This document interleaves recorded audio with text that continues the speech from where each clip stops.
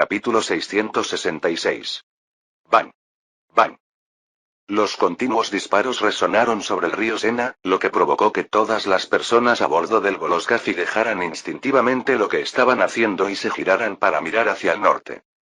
El capitán Bliss y su tripulación corrieron a cubierta y vieron al Seven Bear no muy lejos.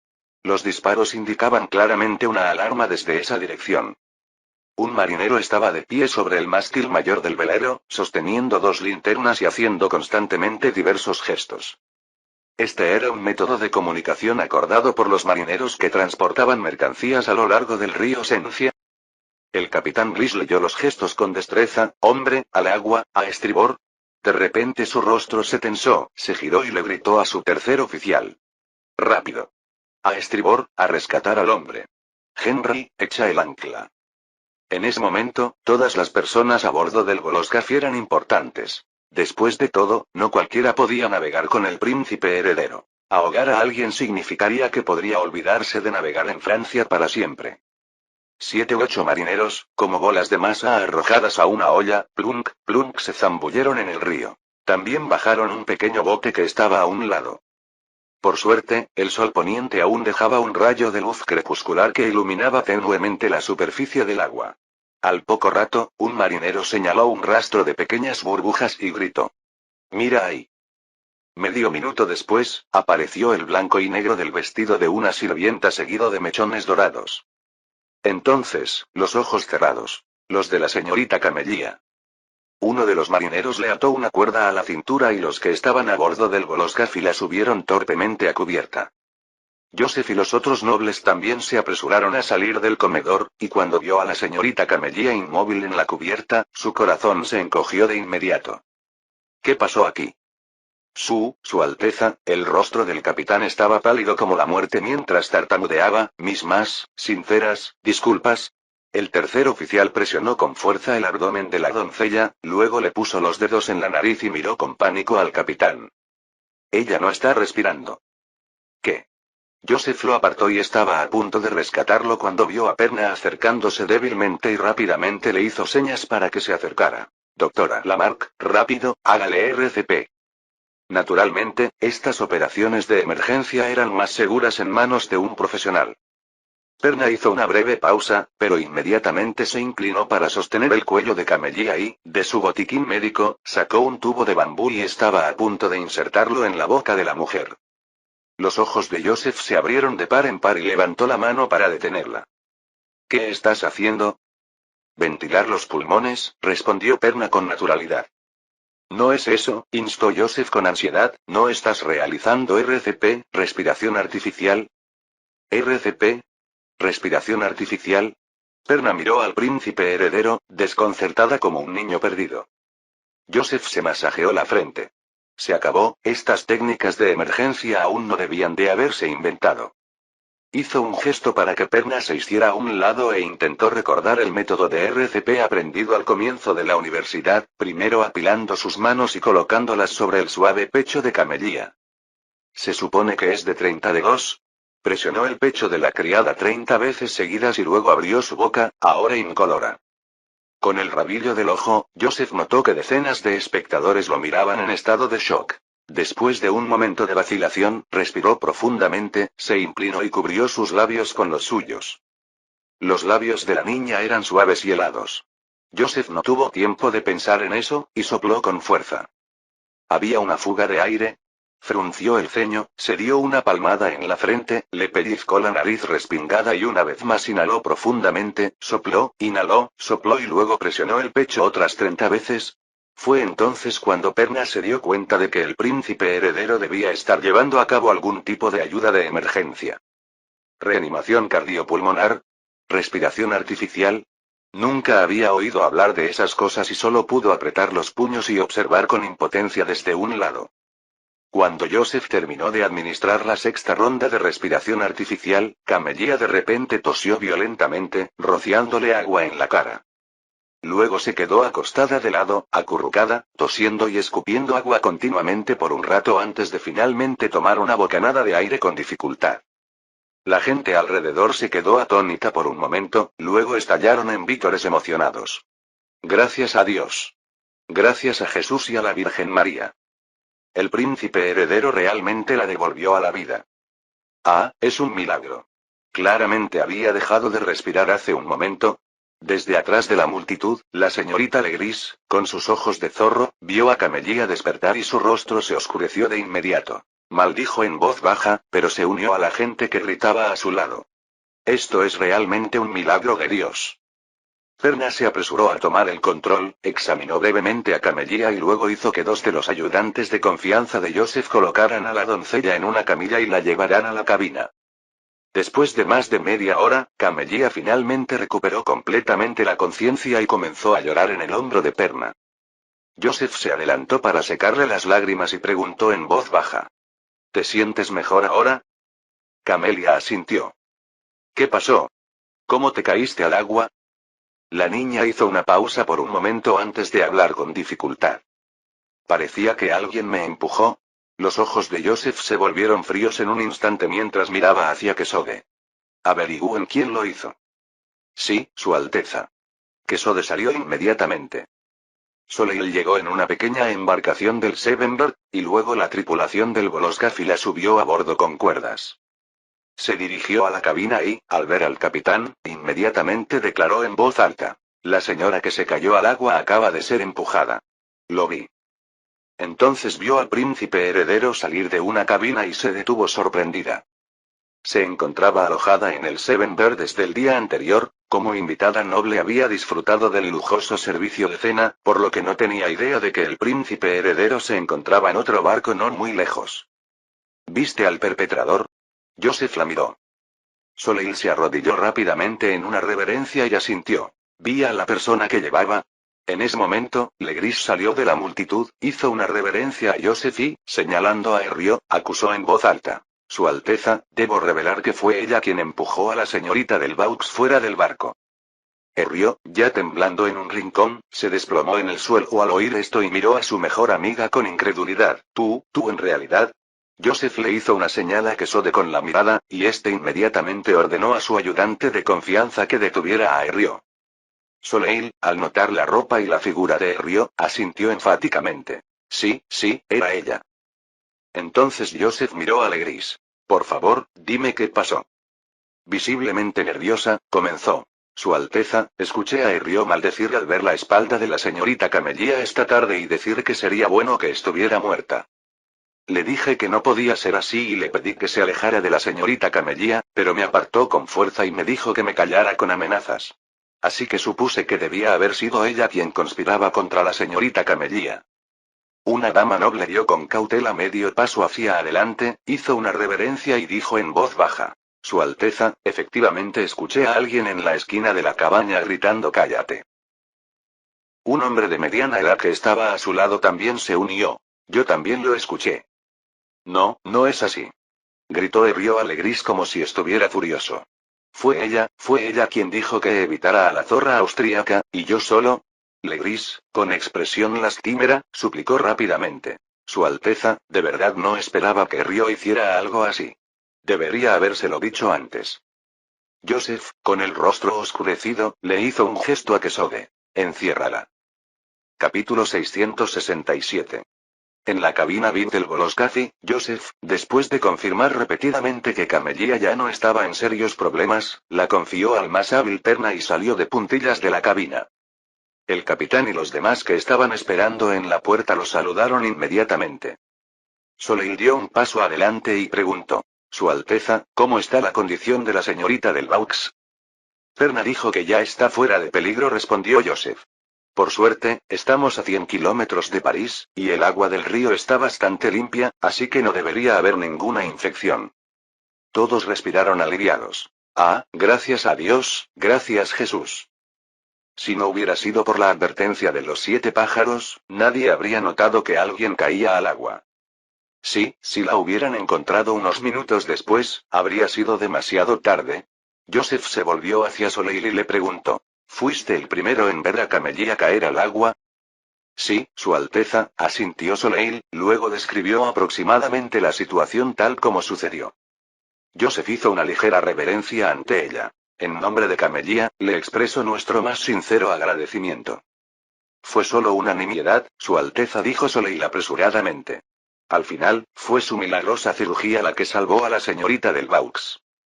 Joseph hizo un gesto con la mano y formuló otra pregunta. ¿Estás seguro de que Río no tenía cómplices? Soleil estaba muy seguro. Para nada, Su Alteza. Aunque los dos barcos estaban separados por medio cable en ese momento, mi vista es muy buena y pude ver claramente que solo estaban ellos dos. Un cable mide 185 metros. Medio cable mide unos 93 metros. En verdad hay mujeres tan malvadas en el mundo. Joseph frunció el ceño y negó con la cabeza, y de repente pensó en algo. El Siete Pájaros estaba tan lejos, ¿cómo logró enviar la noticia de la caída de Camellia al agua a los Voloscafi a tiempo?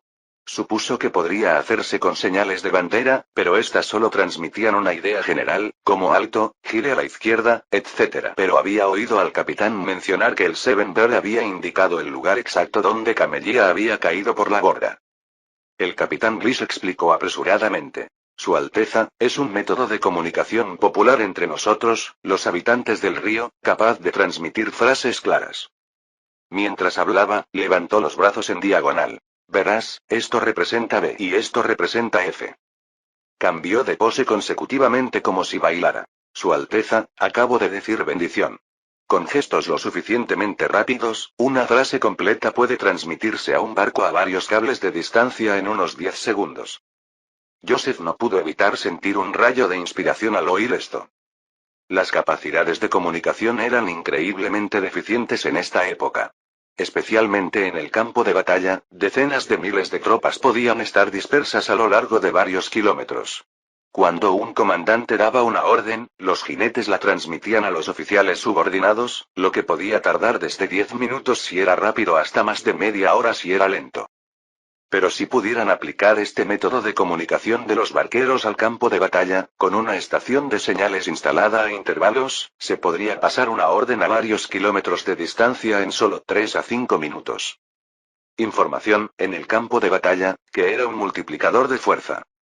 Si los oficiales de ambos bandos detectaban un punto clave en el campo de batalla al mismo tiempo, podía desplegar a los soldados más cercanos a través de un sistema de comunicación eficiente y tal vez ya lo habíamos tomado cuando la caballería mensajera del oponente todavía estuviera en camino. Cuanto más pensaba Joseph en ello, más veía el potencial ilimitado de dicha tecnología, y rápidamente le dio una palmadita en el brazo al capitán Bliss. Podrías recibir una bonificación especial del Estado Mayor en un futuro cercano. Ah. Joseph anotó la idea de un modo de comunicación con el armador y luego se giró para mirar a Soleil. Por cierto, ¿cómo fue que estuviste en el Seven Birds? Porque era un VIP a bordo. ¿Compraste un billete para un paseo en barco? La cara de Soleil se sonrojó al instante mientras tartamudeaba. Yo aposté 400 francos a que ese barco ganaría. La entrada VIP venía incluida. Joseph suspiró. Parece que tu suerte en el juego no es muy buena, ese barco no puede ganar. ¿Qué te parece? Te apuesto 400 francos a que gana Voloscafi. Ah, este lo compré yo mismo. Digamos que es una muestra de mi gratitud por rescatar a Camellia. Esto es, Soleil forcejeó un momento, pero finalmente se arrodilló y saludó. Gracias, Su Alteza. Necesito este dinero para ayudar al señor Artki a regresar a su tribu. Oh, en cuanto cobre mi salario, se lo pagaré de inmediato. Es un detalle mío, no hace falta ser educado, dijo Joseph, meneando la cabeza con una sonrisa, y luego preguntó con curiosidad. ¿Quién es el señor Artki? Es un indio de la tribu Creek, Su Alteza. Él y 4 compañeros cayeron en manos de esclavistas en Inglaterra. Los rescaté por accidente y ahora quiero enviarlos de vuelta a Norteamérica. Joseph no pudo evitar elogiarle. Realmente eres una persona de buen corazón. Al día siguiente, al anochecer. El Voloscafi llegó primero a Le Havre y fondeó para pasar la noche. Había dejado al Seven Bird más cercano a más de 20 kilómetros de distancia. En esa época no existían equipos de navegación y era imposible navegar después del anochecer. En el camarote de Camellia, el balanceo del barco despertó de su sueño a Perna, que estaba acostada junto a la cama de la doncella. Se sentó y miró a su alrededor, dándose cuenta de que el barco se había detenido e inmediatamente sintió una sensación de alivio. Después de un breve sueño, y con el barco ya sin balancearse, ya no sintió náuseas, salvo un ligero mareo. Perna se giró para mirar a Camellia, que todavía dormía profundamente, y se adelantó para tocarle suavemente la frente. La fiebre había desaparecido por completo. Luego se tomó el pulso en la muñeca, contando en silencio durante un rato y asintiendo levemente. La recuperación es bastante buena. Volvió a meter la mano de Camellia bajo la manta y, sin darse cuenta, su mirada recorrió sus labios, que habían recuperado algo de color. De inmediato, el recuerdo del beso que el príncipe heredero le había dado el día anterior le vino a la mente. La cara de Perna se puso roja en un instante y sacudió la cabeza nerviosamente. Su Alteza solo estaba realizando un rescate. Sintió una punzada de dolor al pensar que el beso del príncipe heredero podría haber sido para ella. ¿En qué estoy pensando? Se puso nerviosa de nuevo y miró a la criada, luego se giró para abrir la puerta y salió, cabizbaja, como si temiera que la durmiente Camellia pudiera percibir sus pensamientos. Sin embargo, tan pronto como Perna cerró suavemente la puerta, esa escena de ayer atormentó su mente implacablemente, imposible de detener. No, no, el príncipe heredero le estaba practicando reanimación boca de boca. Se dijo con seriedad. Es una técnica médica sofisticada, no un beso, para nada. Espera, de repente hizo una pausa y murmuró suavemente. Un conocimiento médico tan avanzado, si pudiera difundirse, definitivamente podría salvar más vidas. Y como médico, al no dominarlo, ¿cómo podría usarlo para salvar pacientes? Sí, esa es mi misión y responsabilidad como médico. Capítulo 668. Toc, toc. Se oyó un golpe a la puerta, y Joseph, que ya se había puesto el pijama, frunció ligeramente el ceño al oír la voz de la muchacha. Su Alteza, tengo algo que me gustaría preguntarle. Era la voz de Perna. Y el Manxoede ya se había desvanecido conscientemente en cuanto apareció en la escalera de la cabaña. Joseph miró su pijama, cogió con naturalidad una chaqueta de caballería, se la puso y dijo al exterior. Pasen, por favor. Es cierto que su vestimenta carecía de etiqueta, pero no se trataba del Palacio de Versalles, por lo que no había requisitos estrictos. La puerta se abrió y Perna, vestida con un impecable uniforme blanco, entró con la cabeza gacha, haciendo una rápida reverencia y tartamudeando un poco. Su Alteza, eso, me gustaría entender algo, eso es. Enderezó la cintura y su voz se hizo más fuerte. El método que usaste para salvar a Camellia ayer, se llama reanimación cardiopulmonar y respiración artificial, ¿verdad? Joseph asintió. Sí, de hecho forman parte de la reanimación cardiopulmonar. Además de usarse para salvar a víctimas de ahogamiento, también se puede aplicar en situaciones como paro cardíaco repentino y shock. Su principio fundamental es a través de... Perna dijo de repente. Su Alteza, ¿podría enseñarme reanimación cardiopulmonar? Como médico, espero. Por supuesto, asintió Joseph, quien a menudo había enseñado técnicas médicas de Perna antes, por lo que inmediatamente comenzó a demostrar con sus manos. Primero, debes recordar la regla mnemotécnica para RCP, que es 120 más 30 más segundo. Esto significa que, durante las compresiones cardíacas, se realizan 120 compresiones por minuto, con fuerza. Después de 30 compresiones, se administran 2 respiraciones artificiales. Perna estudió con mucha diligencia. Las manos superpuestas, colocadas por encima de la caja torácica a 2 dedos de distancia, presionando hacia abajo. Preste atención al ritmo. ¿Es cierto, Su Alteza? Joseph observó sus movimientos y negó levemente con la cabeza. El ángulo está mal, necesitas presionar con el peso del cuerpo. Sería mejor que pudieras practicar. Tenía intención de llamar a Manxoede, pero Perna ya se había acercado, puso las manos sobre su pecho y preguntó. ¿Está aquí? Joseph asintió y simplemente tiró el colchón al suelo, luego se acostó y dijo. Ahora es práctica, debes ser más liviano, no me rompas las costillas. Perna rió entre dientes, sintiéndose menos nerviosa que antes, y comenzó a arrodillarse junto al príncipe heredero para practicar las compresiones cardíacas. Exactamente, así como así. Joseph, soportando el dolor, asintió, aprendes muy rápido.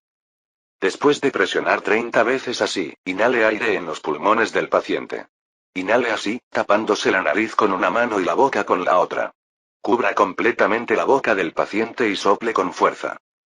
Dijo, preparándose para levantarse. Puedes practicar esto con tu amigo. Antes de que pudiera terminar sus palabras, la delicada mano de Perna apareció ante él. 2 dedos delgados le pellizcaron la nariz y otra mano le abrió la boca. Entonces, sus suaves y tiernos labios presionaron contra los de él. Rabieta. El aliento fragante de una joven entró en la boca de Joseph, no fuerte, pero muy suave, acompañado de un rastro de timidez. Ah, esto. Joseph apenas iba a decir algo cuando Perna levantó la cabeza, respiró profundamente y, sin dudarlo, se inclinó de nuevo, presionando sus labios rojos contra los de él. El corazón de Joseph se aceleró y sintió que la sangre le subía a la cabeza.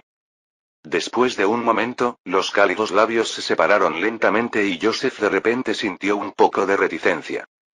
Perna, con las mejillas sonrojadas, se echó hacia atrás, pero sus hermosos y grandes ojos no se apartaron del rostro del príncipe heredero. Joseph dijo rápidamente: lo hiciste muy bien, lo ejecutaste a la perfección. Así que, de ahora en adelante... De repente, Perna dijo: Su Alteza, estoy tan feliz. Ah.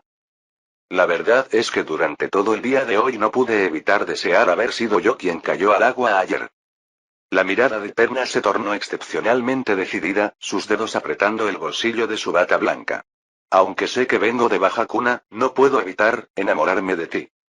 Desde aquel día en que apareciste de repente en la cocina, me he enamorado profundamente de ti, sin poder liberarme de él. Y... Por favor, déjame terminar. La voz de Perna era suave pero clara. No pido nada a cambio, solo deseo estar a tu lado para siempre. Especialmente en ese momento, sentí como si mi alma se derritiera. Oré a Jesús en mi corazón, deseando que ese momento pudiera durar para siempre. Ah, no sé qué digo, pero, Alteza, os lo ruego, dejadme contemplaros siempre, hasta el día en que Jesús me llame. Joseph sintió que su corazón tal vez se calentaba, tal vez era solo una ilusión. Entonces invariablemente recordaba cuán seria era la muchacha frente a él al conducir su examen, siempre preocupada por su salud desde que llegó a este mundo. La reanimación cardiopulmonar es una técnica que salva vidas en caso de paro cardíaco y respiratorio repentino, cuyo objetivo es restablecer la respiración y la circulación espontáneas. La reanimación cardiopulmonar incluye soporte vital básico y avanzado. Una vez diagnosticado un paro cardíaco, se debe administrar soporte vital básico inmediato, principalmente mediante compresiones torácicas manuales, apertura de la vía aérea y respiración artificial para establecer una ventilación y circulación más efectivas. El soporte vital avanzado se basa en el soporte vital básico con equipo auxiliar, medicamentos y técnicas especializadas para mejorar el flujo aéreo y la función circulatoria. El éxito de la reanimación cardiopulmonar depende en gran medida de la rapidez y la eficacia del rescate. Si se inicia el soporte vital básico en el plazo de 1 minuto tras el paro cardíaco y la desfibrilación en los 3 minutos siguientes, la tasa de supervivencia puede alcanzar el 90%. 1. Evaluación de la conciencia. Toque el hombro del paciente con ambas manos y pregúntele: Oye, ¿qué te pasa? Informe si no hay respuesta. 2. Comprobar la respiración. Observar los movimientos del pecho del paciente durante 5, 10 segundos, 1001, 1002, 1003, 1004, 1005, y notar la ausencia de respiración. 3. Pide ayuda. Llama a la gente. Llama a un médico. Trae el carro de reanimación. Desfibrilador. 4. Verificar pulso carotídeo. Con los dedos medio e índice de la mano derecha, moverse desde la línea media de la tráquea hasta la proximidad del pulso carotídeo e informar si no hay pulso, contar 1001, 1002, 1003, 1004, 1005, juzgar por más de 5 segundos pero menos de 10 segundos. 5. Afloje el collar y el cinturón. 6.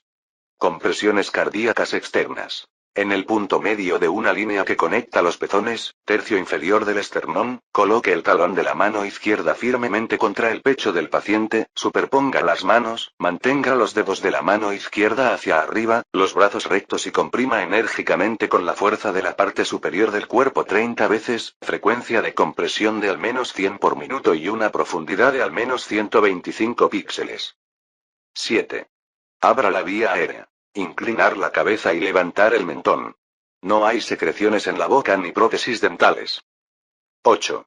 Respiración artificial. Utilizar un aparato de respiración simple, asegurarlo con la técnica manual C y apretar el respirador, suministrando 400-600 mililitros de aire por respiración, a un ritmo de 10-12 veces por minuto. Capítulo 669. En el camarote del príncipe heredero, Perna, sentada tras la exquisita mesa de madera, saboreaba su desayuno. Sin embargo, de vez en cuando, lanzaba miradas furtivas a Joseph, sentado frente a ella, lo que le enrojecía las mejillas. Sus ojos se llenaron de una sonrisa de felicidad y rápidamente volvió a bajar la cabeza, fingiendo concentrarse en la comida que tenía frente a ella. Hoy no le realizó el chequeo de rutina a Su Alteza, el príncipe heredero. Anoche le realizó un examen de cuerpo completo, y todo estaba muy normal. De hecho, era normal hasta el punto de ser algo extraordinario. Mientras sus pensamientos vagaban, Eman entró con una bandeja y llamó a la puerta. Colocó 2 raciones de pescado frito y tostadas delante del príncipe heredero y de ella, respectivamente, e hizo una reverencia. La expresión del sirviente era tranquila, como si la escena frente a él fuera solo parte de la rutina diaria. Una criada siguió a Eman y se dirigió hacia el interior de la cabaña a lo largo de la pared. Perna se sobresaltó por un momento, luego se levantó de un salto como electrificada, bloqueando a la criada con unos pasos rápidos y dijo con una sonrisa incómoda: «Ah, Diana, espera, déjame ordenar la habitación más tarde». Sí, el espacio en el barco era limitado y la cama era muy estrecha, así que la ropa de cama de la noche anterior seguía en el suelo. Quizás también quedarán algunos restos. Si la criada viera eso, realmente se moriría de mortificación. Con los años, Joseph se había acostumbrado a que otros le hicieran la cama y doblaran las mantas. Ahora lo entendía y se aclaró la garganta. Diana, no tienes por qué molestarte. Sí, Su Alteza. Entonces Joseph intercambió una mirada con la extremadamente tímida Perna, y ambos compartieron una sonrisa cómplice. Joseph le indicó a Eman que se fuera también y empujó a Perna hacia la silla junto a la mesa del comedor, diciéndole en voz baja: «Primero desayuna. Te marearás después de que zarpe el barco, y me temo que entonces no tendrás apetito. Pero, en la habitación, yo me encargaré de ello». Al observar a Joseph tan ajetreado, el corazón de Perna se llenó de repente de una intensa dulzura. La chimenea del Goloscafi arrojaba humo negro mientras reanudaba su marcha, pero el camarote del príncipe heredero permanecía desordenado. 2 días después. El vapor fue el primero en regresar a París, dejando al Sevenberg, que ocupaba el segundo lugar, a más de 90 kilómetros de distancia. Camelia aún estaba algo débil, con un poco de fiebre desde la mañana anterior. Esto puso muy nerviosa a Perna, quien le indicó al médico imperial que llegó a recibirlas que la subiera al carruaje. Amari Herriot fue llevado directamente por la guardia de la corte. La noticia de los sucesos ocurridos en el barco ya había llegado al Palacio de Versalles por tierra. El conde Herriot, padre de la noble joven que había empujado a Camelia al agua, ya esperaba nervioso en el muelle y no se acercó hasta que el príncipe heredero terminó de entregar el premio al barco ganador. Su Alteza, lo juro por Dios, fueron solo las tonterías de Amari. No me di cuenta en absoluto.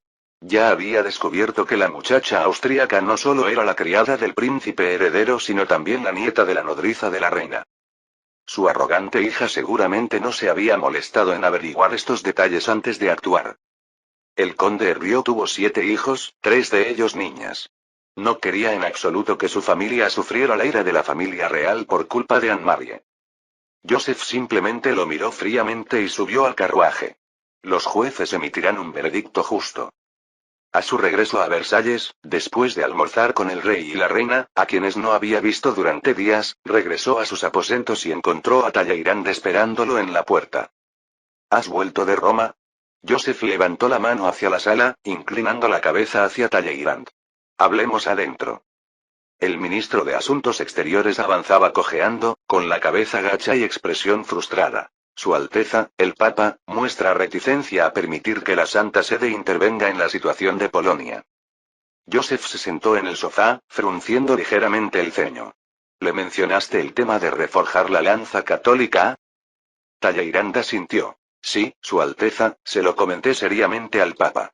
Parecía, tener algunas preocupaciones. Es decir, pareció interesado al oírlo por primera vez, pero luego se negó a seguir conversando sobre ese tema. Por favor, tome asiento. Joseph, con las manos juntas, negó con la cabeza. Semejante decisión del Papa sin duda tendrá un cierto impacto en nuestra estrategia polaca. Su Alteza, ¿cree usted que su santidad el Papa Pío VI está preocupado por algo? Talleyrand dudó. ¿Quizás su renuencia a ofender a los rusos? Joseph volvió a negar con la cabeza. Rusia no tiene influencia sobre el estado del Papa. Incluso si hay algún intercambio comercial, estos pequeños beneficios no son nada comparados con recuperar un poder favorable a la Iglesia en Europa del Este. Incluso si Polonia pudiera derrotar a Rusia, sería la lanza de Dios asestando un golpe sagrado contra la herejía ortodoxa oriental. Esto multiplicaría por mucho el prestigio del Vaticano. El Vaticano en Roma estaba lejos de su esplendor medieval en ese entonces. Francia, aunque se le consideraba hijo filial católico, en realidad tenía su propio sistema eclesiástico independiente y rechazaba rotundamente la gestión del Vaticano. Gran Bretaña, Prusia, Holanda, los países nórdicos y la mayor parte de los territorios alemanes ya se habían convertido al protestantismo.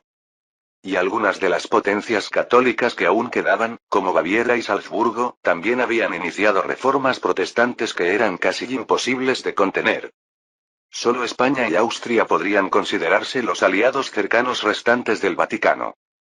Así, Polonia, que recientemente había declarado el catolicismo como religión de Estado, se había convertido en un raro punto de crecimiento para los logros del Vaticano a lo largo de los años.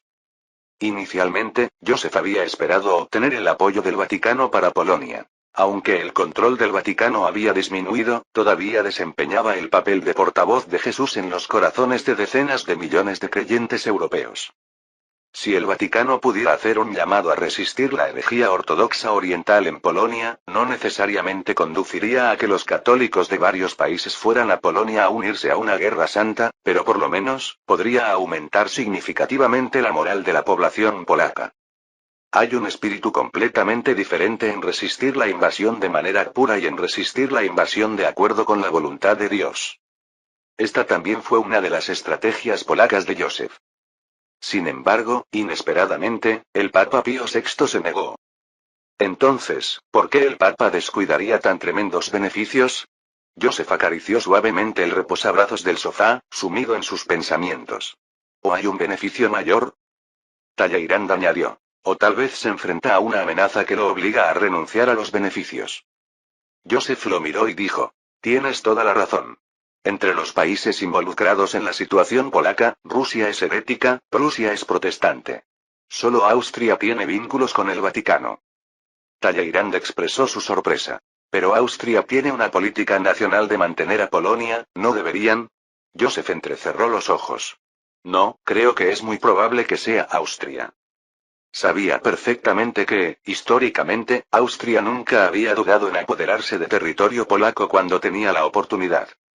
Si el Estado papal renunció a apoyar a Polonia por culpa de Austria, entonces todo tiene sentido.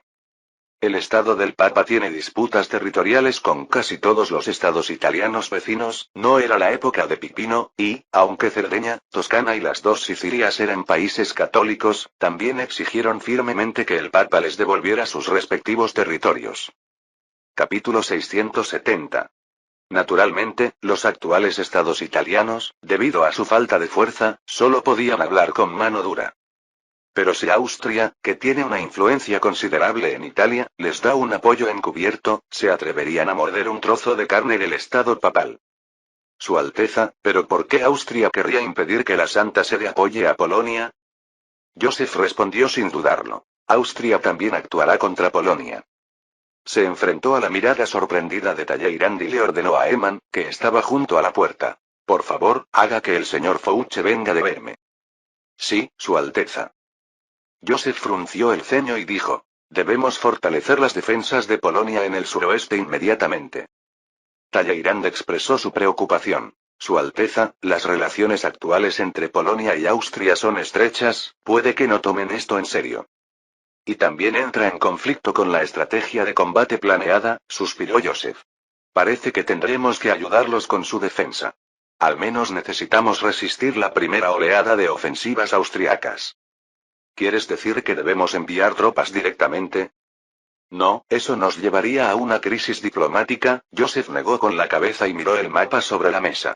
Somos dueños del 40% de las acciones de la mina de plata de la montaña Tarnovsk.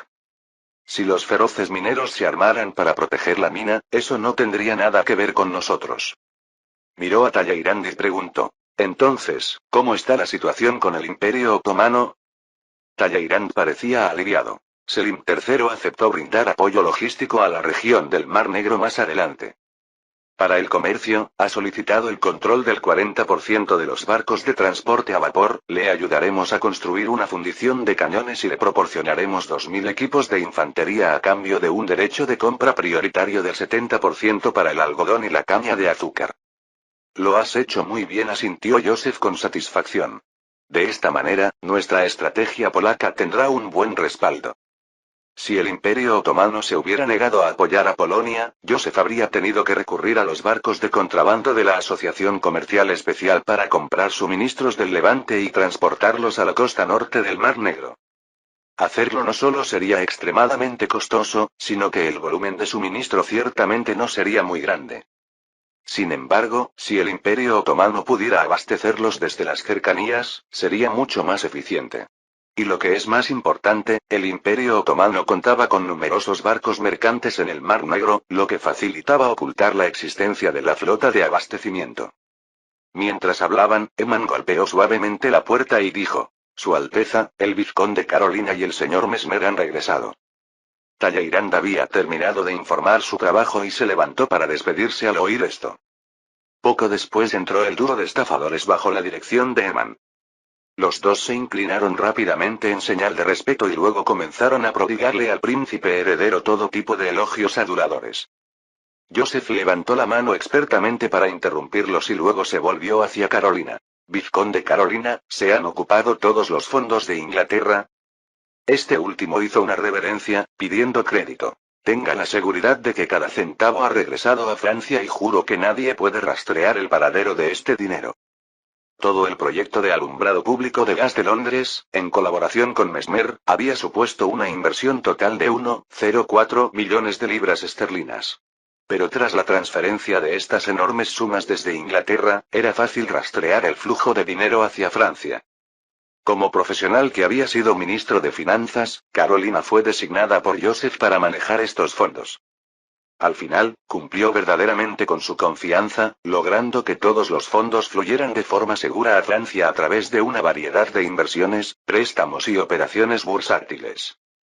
Había pasado los últimos 6 meses ocupándose de asunto y acababa de regresar a Francia. Has hecho un trabajo excepcional. Joseph lo elogió y luego, recordando de repente el asunto anterior sobre la Santa Sede, entrecerró los ojos. Solo quería que la Santa Sede hiciera un llamamiento a la Guerra Santa contra los herejes. Como el Papa Pío VI no estaba dispuesto a intervenir, Joseph bien podía hacer el llamamiento en su nombre. Mientras se pudiera levantar la moral de los polacos, ¿qué diferencia había entre una Santa Sede verdadera y una falsa? Miró a Mesmer. Dio la casualidad de que tenía a su disposición a una persona muy hábil en la suplantación de identidad. Joseph planeó todo rápidamente, confirmó que el método era viable y sacó una carta de indulto del cajón, entregándosela a Mesmer. Le brindaste mucha ayuda al vizconde Carolina en Londres, y ahora es el momento de cumplir mi promesa. Esta es tu carta de indulto. Ya no tendrás que ir a prisión. Mesmer tomó apresuradamente la carta de indulto, la desdobló y vio la firma y el sello de Luis XVI. Se conmovió tanto que sus ojos se enrojecieron, e hizo una reverencia a Joseph. Gracias, Su Alteza, su más leal servidor recordará su bondad por el resto de mi vida. Ah, y Su Majestad el Rey, su benevolencia es como... Joseph tuvo que levantar la mano para interrumpirlo nuevamente, sonriendo. Si no me equivoco, todas tus propiedades han sido confiscadas, ¿verdad? Sí, Su Alteza. Entonces, incluso si eres libre, ¿tendrás que mendigar para vivir? Mesmer dijo con una sonrisa avergonzada. Su Alteza, tengo algunas habilidades médicas. Pero también le han revocado la licencia médica. Eso, efectivamente, lo ha hecho. Joseph asintió. Entonces, ¿quieres empezar a vivir una vida respetable de nuevo? Por supuesto, claro que sí. Tengo un asunto con el que necesito que me ayudes, empezó Joseph a persuadir al estafador. Una vez resuelto, te daré una nueva identidad y 20.000 francos. Volverás a la alta sociedad. Mesmer volvió a inclinarse emocionado. Gracias por su confianza, Su Alteza, estoy dispuesto a hacer cualquier cosa por usted, incluso si eso significa dar mi vida sin miedo. Joseph le sonrió y le dijo. Necesito que te disfraces de enviado papal y transmitas falsamente un decreto del Papa. La habitación quedó en silencio al instante. Mesmer evidentemente estaba en medio de una lucha violenta. Se atrevió a engañar al rey, se atrevió a engañar a un vagabundo, pero transmitir falsamente la voluntad de Jesús fue algo que realmente no se atrevió. Sí, en su opinión, el decreto del Papa era la voluntad de Jesús. Esto podría enviarlo al infierno. Sus labios temblaron y retrocedió medio paso. Su Alteza, esto podría ser. Joseph mantuvo una sonrisa. Una recompensa de 30.000 francos. ¿Seré castigado por Jesús? 40.000 francos. No, Su Alteza, no puede hacer esto. Además de un título nobiliario.